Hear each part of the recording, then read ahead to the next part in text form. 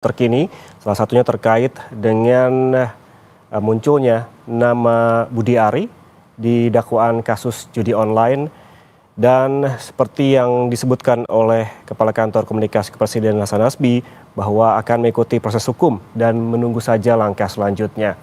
Dan saudara, Hasan Nasbi menanggapi soal nama Budi Ari muncul di dakwaan kasus judi online dan disebut dapat 50% komisi untuk mengamankan situs. Hasan Nasbi menyatakan pemerintah menghormati proses hukum yang berjalan dan meminta seluruh pihak menunggu putusan pengadilan.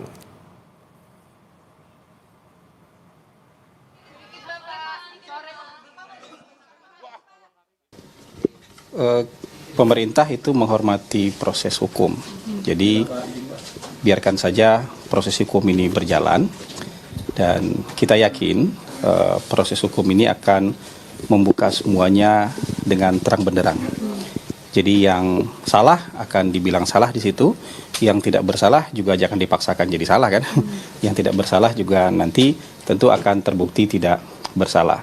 Jadi kita tunggu saja proses-proses seperti ini dan kita harapkan masyarakat, teman-teman media juga memantau ini dengan proper. Jadi kita tunggu keputusan pengadilannya sehingga kita tidak mendahului keputusan pengadilan. Jadi yang ada sekarang itu kita pantau saja. Jadi kalau dari pemerintah menghormati proses hukum dan tidak mengintervensi proses hukum itu sendiri. Gitu. Komunikasi sama Pak Budi Ari langsung? Saya tidak punya informasi soal itu. Tapi kan kalau komunikasi nggak sulit ya. Bisa telepon, bisa ketemu kapan saja. Jadi komunikasi itu bukan sesuatu hal yang sulit, cuma saya belum punya informasi apakah sudah bicara langsung terkait soal ini. Walaupun ini kan juga masih penyebutan aja di dalam proses hukum kan, jadi artinya beliau sendiri juga belum ada proses hukum apa-apa kan gitu. Jadi ya kita pantau saja. Kalau dari kita sih mantau aja gitu.